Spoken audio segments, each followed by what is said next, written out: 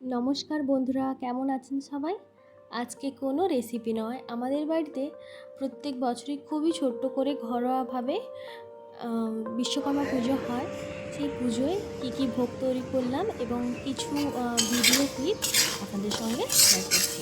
প্রথমেই আমি ময়দাটা মাখিয়ে নিয়েছি, তারপরে একটা কড়াই চাপিয়ে সুজিটা হালকা করে ভেজে নিচ্ছি। দুটো এলাচ দিয়েছি, অল্প পরিমাণ ঘি দেবো, দিয়ে ভেজে একটু মিল্ক মেড দিয়ে সুজির সাধারণভাবে একটু মিষ্টি তৈরি করে নিচ্ছি।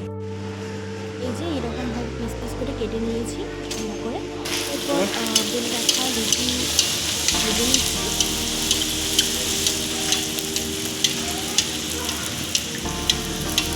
খুব অল্প অল্প করে সব কিছু তৈরি করেছি।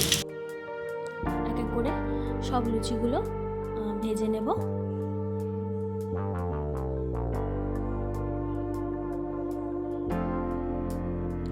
তারপরে এক সাইডে পায়েস বসিয়ে দিয়েছি।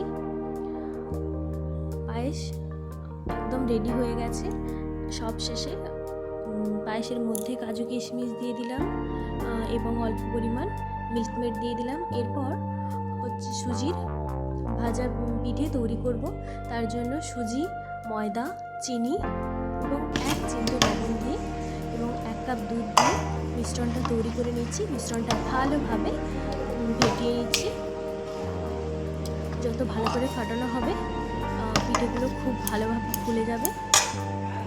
তো তেল গরম করে 1 হাতা দিয়ে দিলাম মিশ্রণটা কড়াইতে।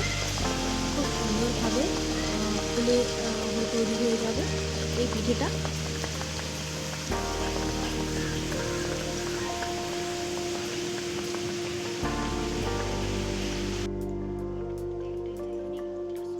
সুজি 1 কাপ এবং ময়দা 2 কাপের মতো নিয়েছি, দিয়ে মিশ্রণটাকে ভালোভাবে বেশ কিছু সময় ধরে ফেটিয়ে রেস্টে রেখে তারপরে কিন্তু এইভাবে পিঠে তৈরি করে নিচ্ছি।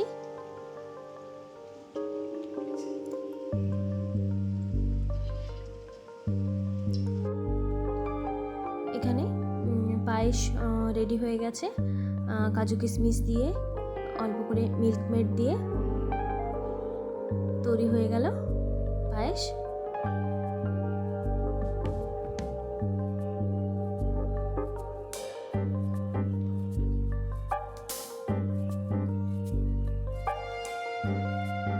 এছাড়াও আমি নারকেল নাড়ু করেছি চিনি দিয়ে। এরপরে ঠাকুরের ভোগের থালাটা আমি সাজিয়ে নিলাম। প্রথমেই রেখেছি লুচি, তারপরে রেখেছি সুজির ওই পিঠেটা, তারপরে ওই সুজির মিষ্টি,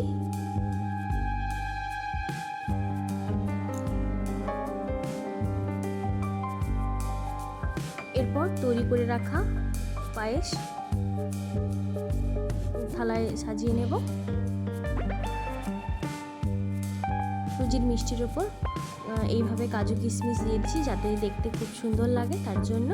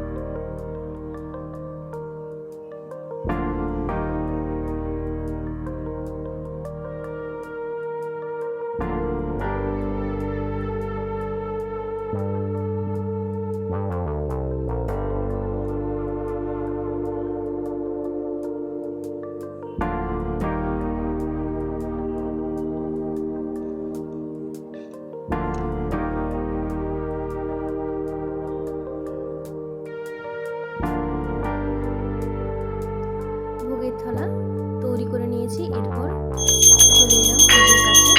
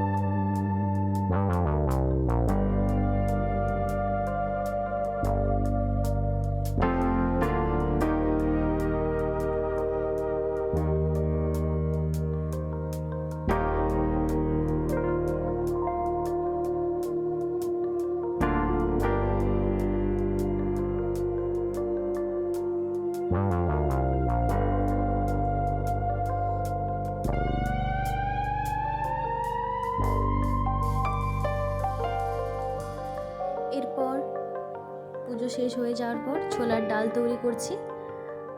ছোলার ডাল তৈরি করার জন্য প্রথমে ছোলা এবং ছোলার ডাল কয়েক ঘন্টার জন্য ভিজিয়ে রেখেছিলাম। তারপরে ছোট ছোট করে আলু কেটে নিয়েছি, তেজপাতা, কাঁচা লঙ্কা, গোটা গরম মশলা, জিরে গুঁড়ো, ধনে গুঁড়ো সব কিছু দিয়ে কিন্তু প্রেসার কুকারে 3টে সিটি দিয়ে দিয়েছি। এরপর কড়াই চাপিয়ে কড়াইটা গরম করে তাতে দিয়ে দিলাম সাদা তেল। সাদা তেল দেওয়ার পর 1 চামচ গোটা জিরে দিলাম। গোটা জিরেটাকে কিছু সময় ভেজে নেওয়ার পর একটু আদা বাটা দিলাম। আদাটাকেও ভালোভাবে কিন্তু ভেজে নিয়েছি। তারপর অল্প একটু লঙ্কার গুঁড়ো দিয়েছি ঝালের জন্য।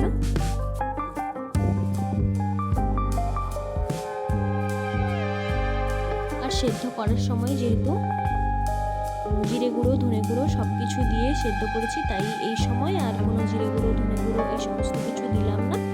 এরপর একদম দিয়ে দিলাম সেদ্ধ করে রাখা ছোলার ডাল। ব্যাস কয়েক মিনিটের জন্য ভালোভাবে কিন্তু ফুটিয়ে নিলেই তৈরি হয়ে যাবে ছোলার ডাল।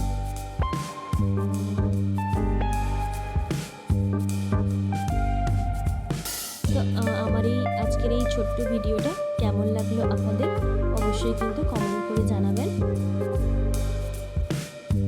আজ কোনো রেসিপি নয়, জাস্ট বাড়িতে পুজো হয়েছিল সেটাই একটু একটু করে আপনাদের কাছে তুলে ধরলাম। তো আজকের মতো চলি, দেখা হবে পরবর্তী কোনো রেসিপিতে। সবাই ভালো থাকবেন, সুস্থ থাকবেন, টাটা।